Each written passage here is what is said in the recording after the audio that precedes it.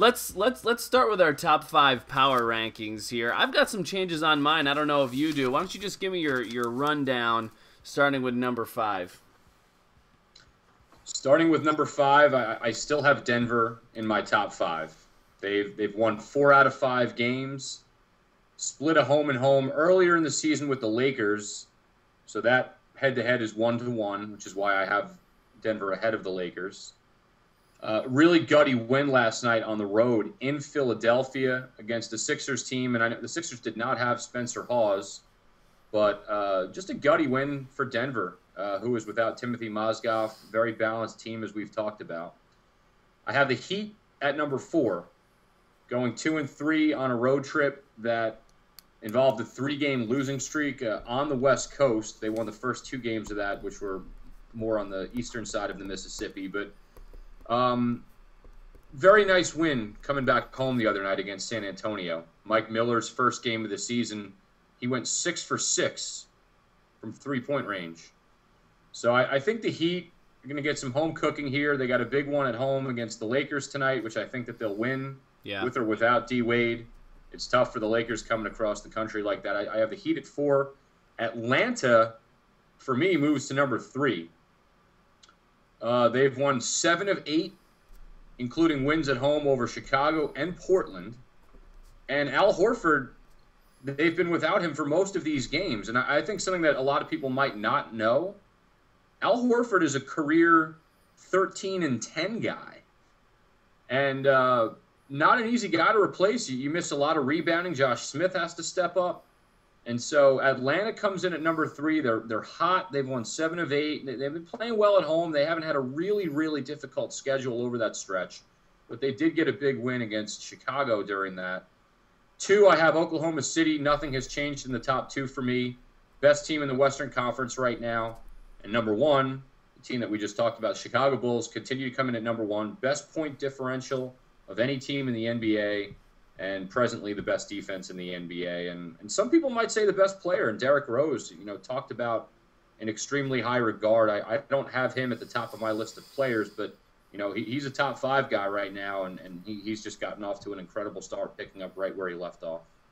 I'm looking forward to having that discussion pretty soon. We're gonna. I think we should go through and do like a top 5, top 10 overall. Not even by position, just because we've never done it on the podcast before. We're new. This is probably our 8th, 9th, 10th podcast, something like that. We should come out and say, who are our top 10, because that's always a fun conversation to have. Maybe we'll do that next week or the week after. I got a really different top 5. This will be interesting to talk about. I got Philly at 5. A lot of people have them higher. You don't have them in there at all. Philly has the best D in the league. They're tied with the Bulls for the best D in the league. And, they just have a really tough defense, and they're actually scoring about 100 points a game, and they're allowing something like 86 points a game. So, that's quite a point differential. I think they lead the league in point differential.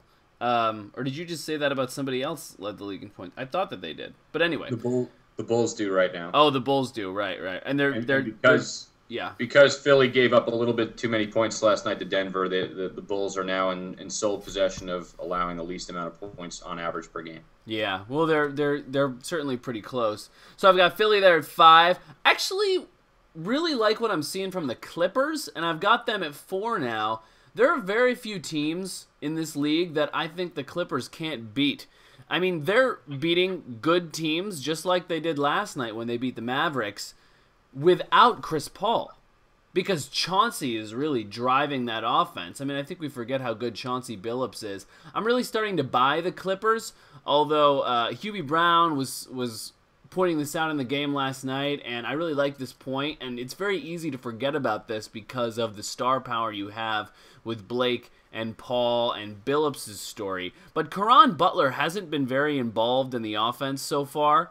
If they can get him going in something other than just shooting threes, the Clippers could really be a force to be reckoned with, and I have them at 4 here. I like them against any team in the league. I mean, I have a tough time picking them. If I'm just picking games, any of the rest of my top 3 and anybody below, I feel really good about. I feel really good about the Clippers. The defense isn't playing that terribly. It's kind of middle of the road. So we'll see what happens. And this is without Chris Paul. They're starting to play so well. And once he comes back, he's a force. Oklahoma City, I have at 3. Not much to say there. I think that they still have a little ways to go. But they're getting there. And really what I'm mostly worried about is that they continue to spread the ball around and follow their game plan when things aren't clicking for them. Last night was a perfect example in a horrible loss to Washington. Durant had, I think, 33 and Westbrook had 36. Those guys can't... I think Harden had 13 and nobody else did anything else. That's not a winning formula. I think that they led most of the game, but, when it really comes down to it, you really got to spread the ball around. And you can't just be relying on Durant to have a 30-point game and Westbrook to have a 30-point game. Westbrook's not a scorer like that. He wants to be, but when he starts taking over games like that, you see his field goal percentage as low as it is. So I have some concerns there. Too many concerns to put them into my top 2. The Heat are at 2. I wanted to put them at 1. I have a hard time buying anybody's argument that the Heat is not the best team in the league, but if we're going to take this on a week-to-week basis, the Heat is definitely not the best team in the league right now, the way that they're playing at this snapshot of a moment. But the Heat are just top 5 in so many categories. But let me tell you the one that really stands out, and the reason they're not the number 1 team in the league. They're 27th in the league in defense. As far as points scored against, this is not the Heat team that we've seen before. They're top 5 in assists. They lead the league in points per game at 107. They're even stealing the ball, and they're forcing turnovers. And they're rebounding the ball. All of that looks great. But, it's kind of like in football when a defense, you think on paper that they're not playing too well because they're allowing a lot of yards, but then their red zone defense is real good, so they're not letting up a lot of points. It's kind of the opposite here. The defense looks good because they're forcing turnovers, but in the end, they're letting up almost, they're at the bottom of the pack. 27th in the league in defense? Come on, that's not going to win you a championship.